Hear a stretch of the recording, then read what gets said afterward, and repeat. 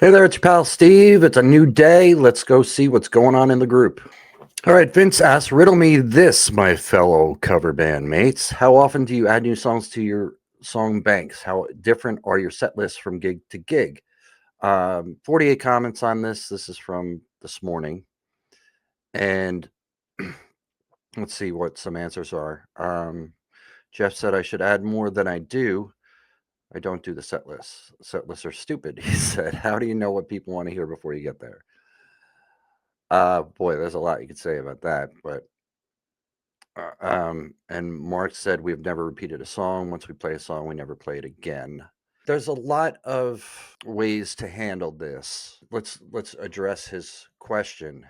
How often do you add new songs? Ideally, you really want to add new songs often, probably at least one a week, depending on how often you play, though. So there's a lot of criteria to examine here.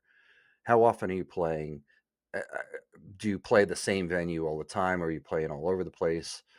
Um, this is a case by case basis, really, to answer this question. How different are your set lists from gig to gig? If you're playing the same venue over and over again, you kind of want to maybe change it up, unless people are coming there to hear the set list that they know. So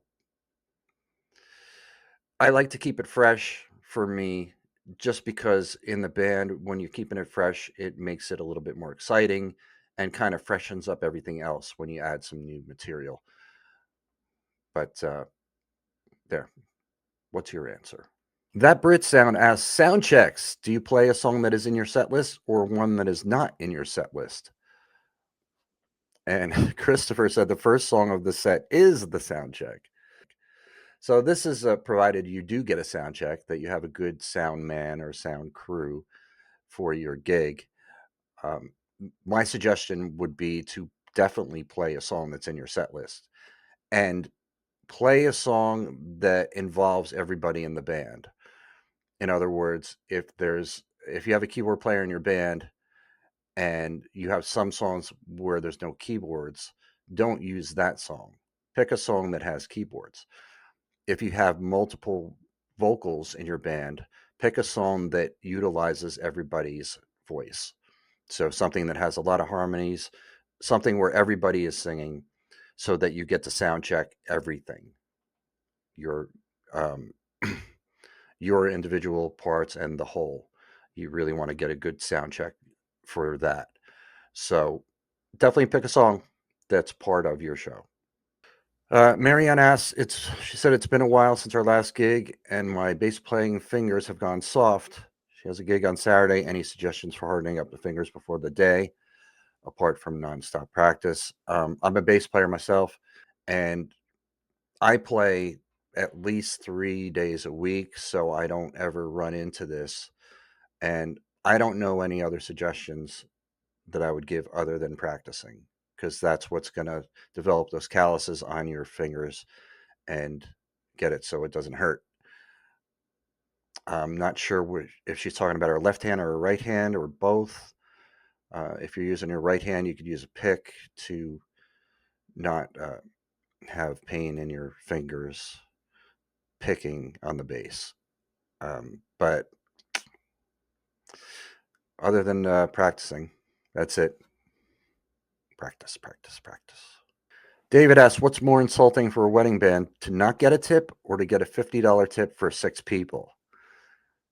Interesting question. I've played in wedding bands, and most of the time you don't get any tip. So I've never considered that insulting, not getting a tip. And if they give you something extra, I don't see how that would be insulting. You got something extra. So just take it, appreciate it, thank them with a smile, and move on. I'm not going to read this whole thing, but there's a lot of industry questions that come in the group looking for help.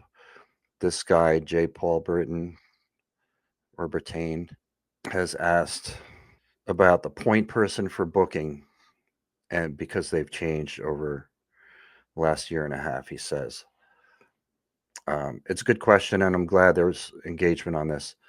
There's a lot of this in the group, a lot of questions about gear, tech questions, or just industry specific questions, which I really like that it's a part of this group. Mick Sharp said he has a non-musical question for the wonderful Facebook group. Thank you, Mick. Band plays from 9 to midnight with a half-hour break. He said, I'm not particularly hungry and I don't want to be weighed down by a big meal before the gig, but halfway through the night, I'm starving. And after the gig and gear packed away, I usually end up eating takeaway burger at 1 a.m., which isn't ideal.